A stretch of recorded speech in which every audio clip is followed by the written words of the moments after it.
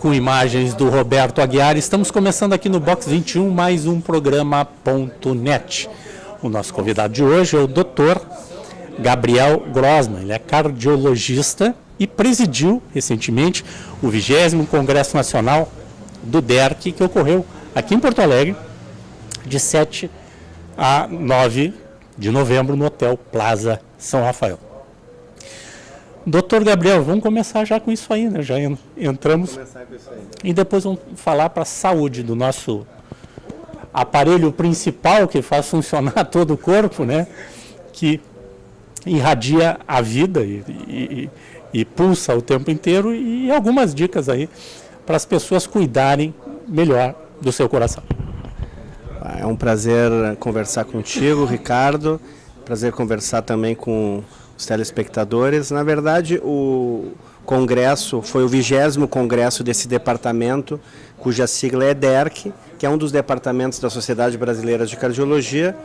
E em novembro, então, foram abordados temas relacionados ao exercício como prevenção primária, ou seja, o exercício como promoção, como promotor de saúde. Prevenção secundária seria redução de eventos cardiovasculares em pacientes já com diagnóstico de doença cardíaca estabelecida, e também a utilização do exercício como método diagnóstico para diagnóstico de doenças cardíacas. Então, nesses 3 dias, nós recebemos pessoas de todo o Brasil, aproximadamente 550 congressistas, que vieram de várias partes do Brasil, desde o Rio Grande do Norte até público local mesmo, e tivemos então palestrantes nacionais de praticamente todos os estados da federação, e 3 palestrantes internacionais. O Dr. Salvador Borges Neto, que é um brasileiro radicado nos Estados Unidos já há mais de 20 anos, que é professor da Duke University, que é uma das grandes universidades americanas. O Dr. Sanjay Sharma, que é um médico inglês, o médico responsável pela Maratona de Londres e médico que foi responsável pelas Olimpíadas de Londres, cardiologista responsável pelas Olimpíadas de Londres, é a doutora Maria Cecília Ziad, que é uma argentina que trabalha também com a área de cardiologia nuclear, ou seja, um método diagnóstico para avaliação de cardiopatia isquêmica. Sucesso? Olha, na verdade, estamos muito satisfeitos, não só eu, como todo o grupo que trabalhou junto. Foi uma comissão de vários médicos, gostaria até de destacá-los aqui, o Dr. Ricardo Stein, o Dr. Rui Moraes, que foi o diretor científico do Congresso, o Dr. Irã Castro, o Dr. Salvador Ramos, e a doutora Kátia Severo também, e entre outros que nos ajudaram bastante. E pelo feedback que nós tivemos de todos os congressistas, a verdade é que foi um excelente evento, o programa científico estava muito bom e as pessoas ficaram muito satisfeitas com a nossa hospitalidade, com a área física do congresso, foi muito bom mesmo. Doutor Gabriel, eu vou lhe perguntar uma coisa, uma curiosidade. O Brasil, no concerto mundial na área de técnica de cardiologia, e Porto Alegre, Rio Grande do Sul? Olha, isso é uma excelente pergunta, porque na verdade a medicina brasileira, nos grandes centros, ela tem excelentes centros de ponta tecnológica, sejam tanto na área diagnóstica quanto terapêutica, e especificamente na cardiologia nós estamos muito bem servidos.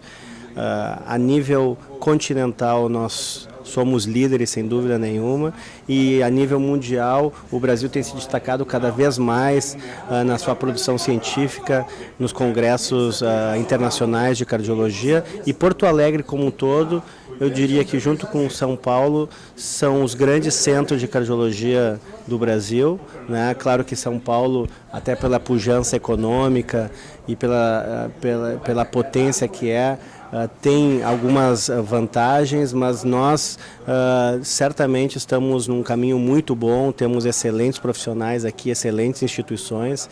Eu acho que a gente tem que estar orgulhoso da nossa produção científica e da nossa assistência em cardiologia aqui em Porto Alegre, no estado.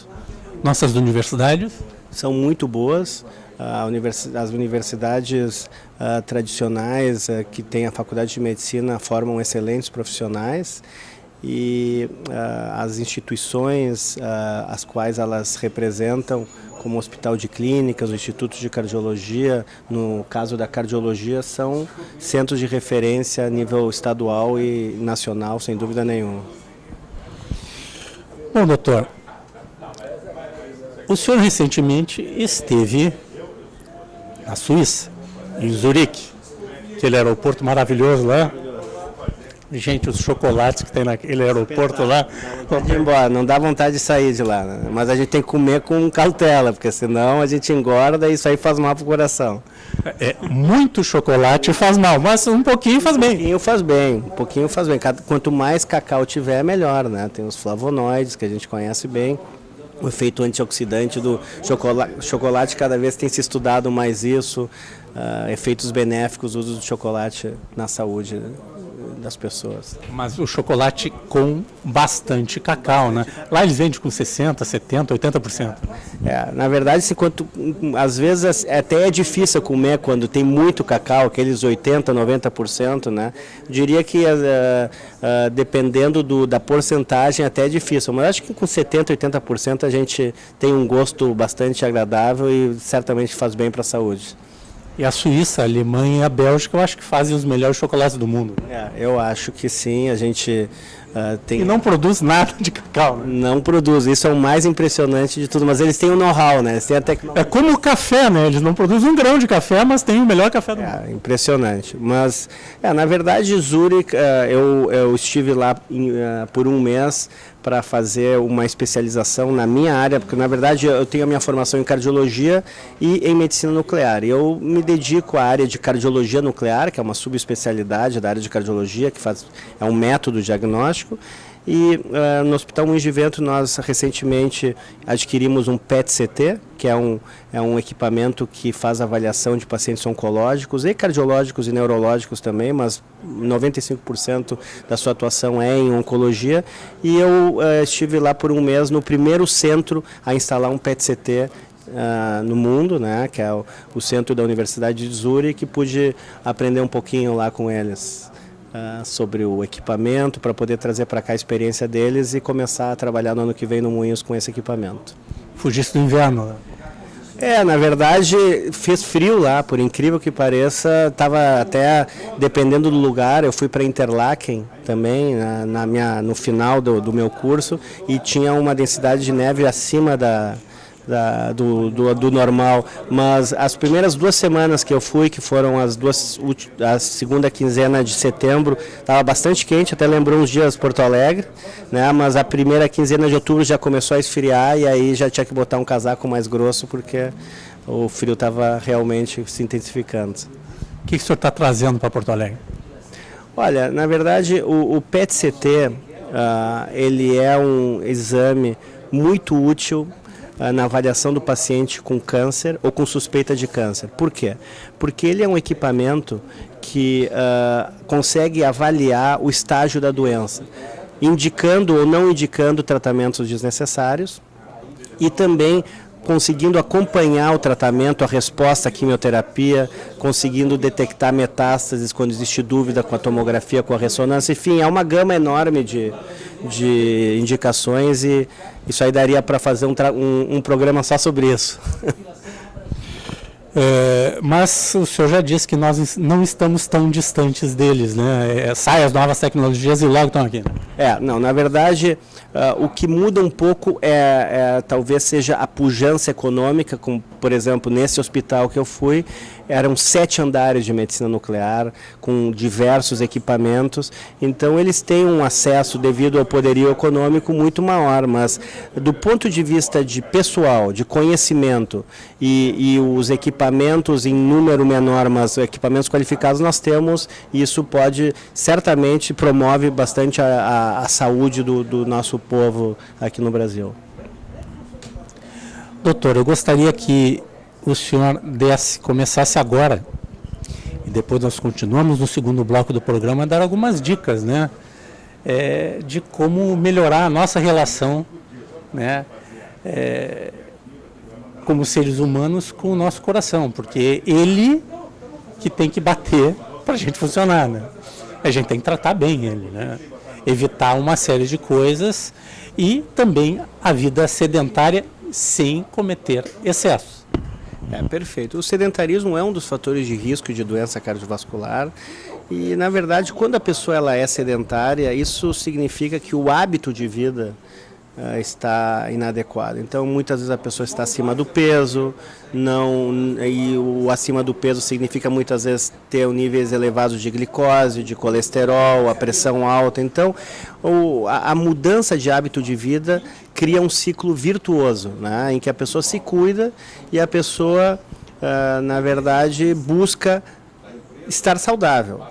Mas para isso é importante destacar que para a pessoa deixar de ser sedentária, tem que buscar uma adequada orientação de um profissional especializado na área, um cardiologista preparado para atender e orientar sobre exercício, um médico clínico que possa orientar sobre exercício, porque o erro de muitas pessoas é aquilo que a gente estava conversando antes, que é o atleta de fim de semana. A pessoa está acima do peso, nunca fez nenhuma avaliação e vai lá no sábado, no domingo, 40 graus de calor e vai correr ao meio-dia cheio de roupa, se desidrata. Isso aí é uma coisa muito preocupante. A gente vê cada vez mais gente fazendo exercícios na rua. É só a gente ir para o gasômetro, por exemplo, no final de semana, ou caminhar no parcão. A gente vê que cada ano que passa, as pessoas querem fazer mais exercício, mas é importante informar a população que é necessária uma avaliação do estado da sua saúde e até onde ela pode ir. Tem que ir devagarinho, ninguém precisa perder 10 quilos em um mês, né? Ou seja, evitar o exercício de final de semana, fazer um exercício regular e de acordo com a sua saúde. Bom, nós vamos a um rápido intervalo e já voltamos. Esse é o Ponto.net.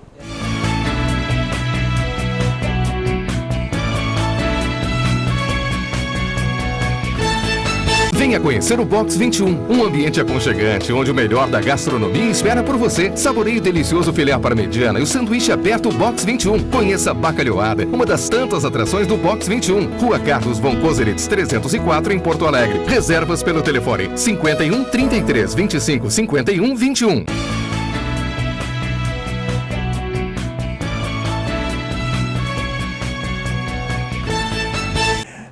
Da mulher a gente já sabe as idades que ela começa a ir já acompanhada da sua mãe, vai a sua primeira visita ao médico. Já o homem conheceu o médico quando nasceu e foge dele o resto da vida, inclusive do pediatra, né? Quais são as suas dicas em que momento, tá? Porque eu tenho visto jovens extremamente obesos, tá? Com problemas cardíacos, pressão alta.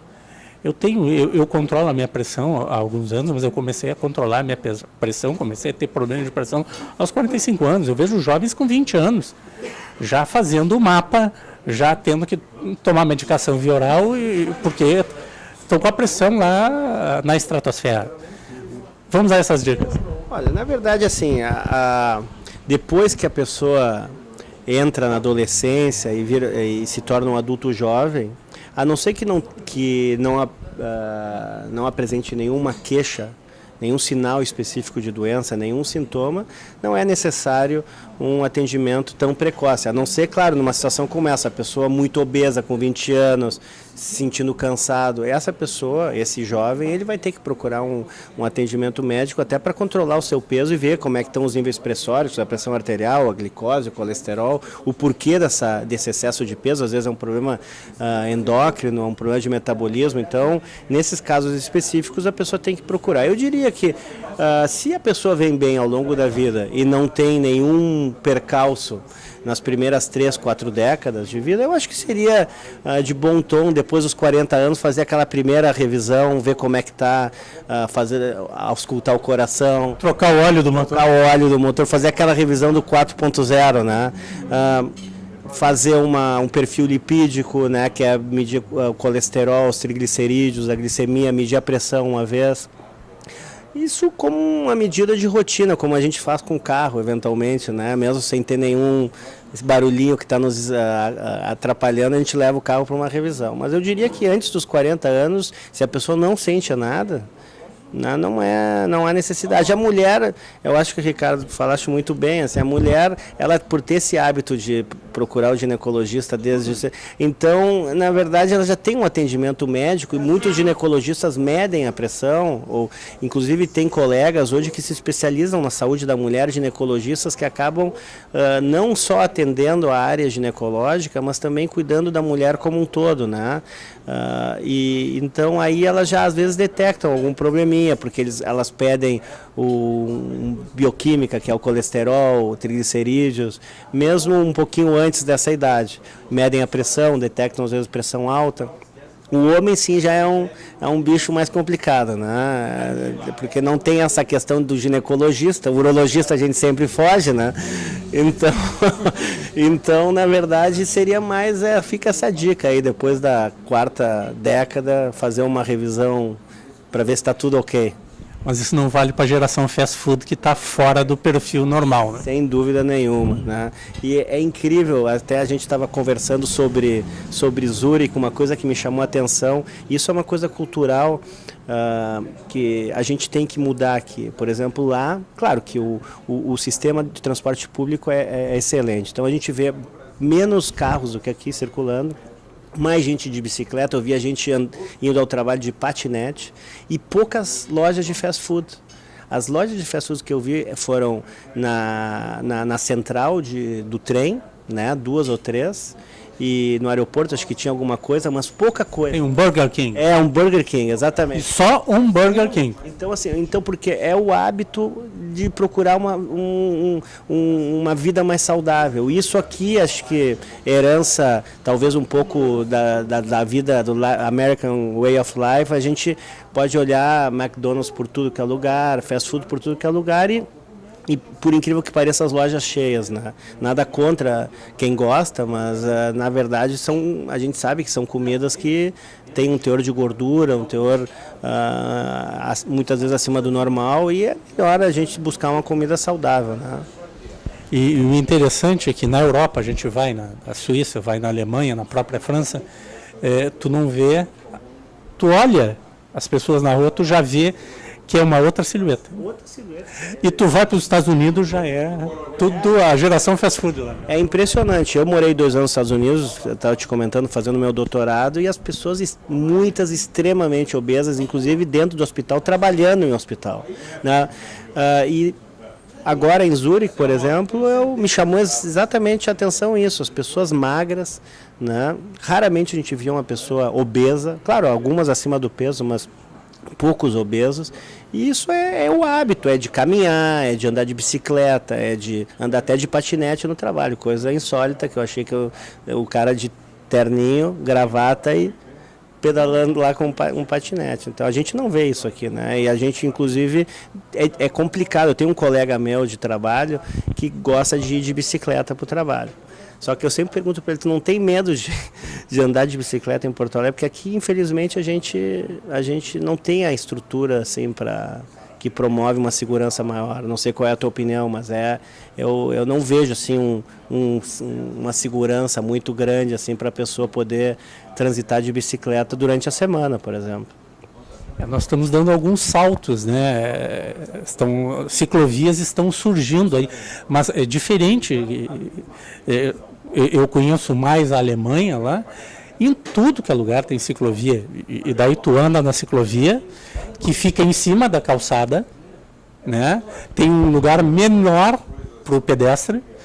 Eu aprendi isso aí porque eu fui xingado algumas vezes, né, em alemão, né, por estar andando aonde é a ciclovia. Eu não sabia que ali, puxando a minha malinha, né? Então a senhora chegava e passava com a sua bicicleta e me dava um tapa com o guarda-chuva.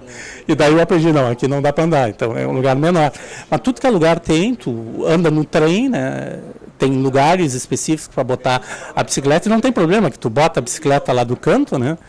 Vai, senta, depois volta e busca a bicicleta. E as pessoas respeitam o espaço da bicicleta, né? As pessoas respeitam, cada um respeita o seu espaço. Então, eu acho que a gente ainda está engatinhando nisso aí, mas como disseste bem, a gente está tendo esse movimento para ciclovias estão surgindo. Eu acho que isso aí é uma coisa que no futuro pode nos trazer algum benefício de movimento, de saúde. promoção do exercício na rotina do dia a dia. Mas nós estamos muito distantes ainda, porque o europeu valoriza muito o transporte público, diferente do americano. E nós vínhamos de um modelo europeu até os anos 70 e demos uma guinada e fomos para um modelo americano de carros nas cidades, pouco transporte coletivo, quer dizer, valorizamos o individual desde os anos 70. Coisa que na Europa não, tem metrô em tudo que é cidade, né? Agora, essa experiência que eu tive na Suíça foi fantástica porque o transporte público é exemplar, né? Não só pela disponibilidade, mas pela organização, pela limpeza. Eles têm o de superfície, eles têm o subterrâneo, eles têm ônibus também, mas eu até não... eu andei muito de ônibus quando eu era adolescente e eu acho que os ônibus melhoraram bastante em Porto Alegre. Não tenho andado ultimamente, mas eu vejo assim, a qualidade dos ônibus, pelo menos aparentemente, melhoraram bastante. Mas eu acho que disseste bem, assim, o transporte público na Europa é muito desenvolvido, nos Estados Unidos não é nada desenvolvido. Por exemplo, em Atlanta, onde eu morei, o transporte é só carro, o metrô é só central, te leva só para alguns lugares, o resto é só carro. Eu me lembro que na primeira semana eu fui no supermercado, que era a 4 quadras da minha casa, onde eu morava em Atlanta, e saí caminhando, a calçadinha super estreita, porque quase ninguém caminha, eu saí caminhando do supermercado até a minha casa carregando 2 sacolas em cada braço, em cada mão. E as pessoas me olhavam tipo, esse cara é um ET, né? Porque caminhando, levando para casa, todo mundo bota no carro e vai, 4, 5 quadras. Eu fui caminhando.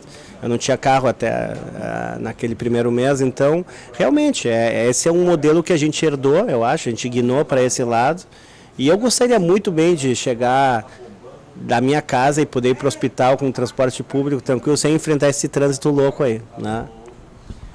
Doutor Gabriel, tem muita gente, falamos rapidamente, agora eu vou ser um pouquinho mais contundente. Tem muita gente que pega o final de semana, agora chega o verão, né? Aquele calorzão fantástico, maravilhoso, caipirinha, cerveja, churrasquinho, peixinho frito, tá? Tudo aquilo e vamos jogar uma peladinha com os amigos ali nesse solaço, assim, de 3, 4 horas da tarde. O Roberto Aguiar corre assim, bota o calçãozinho dele, né? A camisetinha e vai. E daí? Tudo errado, né? Porque primeiro a pessoa, para poder fazer um exercício, não pode exagerar no álcool e na comida e logo depois se exercitar.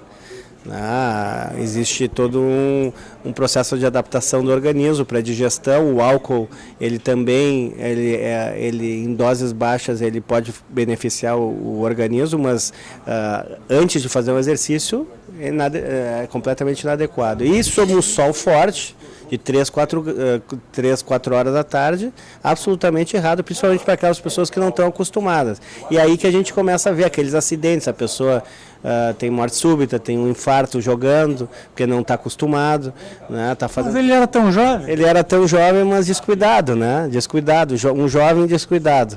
Então, na verdade, é isso que acontece. As pessoas têm que respeitar os seus limites, respeitar o limite do horário, esperar o momento de poder fazer um exercício adequadamente, se comeu, bebeu, joga de tardezinha ou não joga, joga no outro dia. É isso, né? A pessoa tem que respeitar o seu limite. E não dá para brincar, né, com uma paradinha que dê, ele para de circular, por rápido que seja o atendimento, se não irrigar bem o cérebro, pode ter sequelas graves. Sem dúvida, né? Isso a gente sabe de casos dramáticos, e a parada cardíaca ela pode significar uma mudança na vida de uma pessoa e da família para o resto da vida, né? Então, isso, na verdade, o atendimento à parada cardíaca também é uma coisa que a gente tem que evoluir muito aqui. A gente, inclusive, não só aqui no Brasil, mas no exterior também, o Dr. Sanjay Sharma mostrou na solenidade de abertura, na aula que ele deu, um jogador de futebol, eu não me lembro exatamente de que time que era, mas era de algum time da Europa, se eu não me engano. e ele teve uma morte súbita no campo, e ele demorou acho que 10 ou 15 minutos para ser reanimado, e ele acabou morrendo, né? Então, até a detecção da parada cardíaca, do profissional preparado para isso, às vezes a gente peca um pouco, né? Isso pode ser a diferença entre vida e morte, ou entre vida com e sem sequela, né? E muitos locais não têm equipamento adequado, e se tem, não é testado. Como aconteceu recentemente, eu acho que foi no interior de São Paulo, que deu uma parada cardíaca num jogador de futebol, foram levar o equipamento estava sem bateria.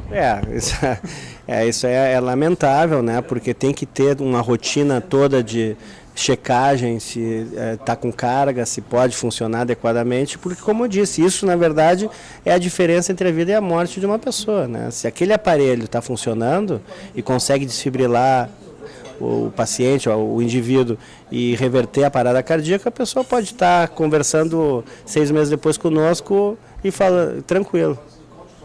Bom, então tudo nesse momento é a velocidade no atendimento, tem que ser rápido, né? Porque, tecnicamente, chegando vivo no hospital, se recupera. Sem dúvida, isso é toda a diferença. Existem experiências fantásticas assim sobre a velocidade do atendimento. A cidade de Seattle, nos Estados Unidos, é uma cidade modelo nisso, né? E aqui a gente evoluiu bastante com o SAMU, né? O SAMU é rápido, é uma excelente ferramenta que nós temos na cidade para atendimento, né? Eventualmente a gente ouve críticas pontuais, mas eu acho que a gente tem que ressaltar aqui que os profissionais do SAMU, os médicos, os enfermeiros, são muito bem habilitados, muito bem preparados, e acho uma excelente ideia que permite que qualquer pessoa da comunidade, da população, tenha acesso a um atendimento rápido e eficaz, né? Bom, eu quero agradecer então a participação aqui no programa .net do Dr. Gabriel Grossman. Para entrar em contato com o senhor? Eu atendo em 2 hospitais, né, no Hospital Moinhos de Vento e no Instituto de Cardiologia, e ligando para aqueles hospitais podem solicitar para falar comigo. Perfeito, obrigado. Esse é o .net.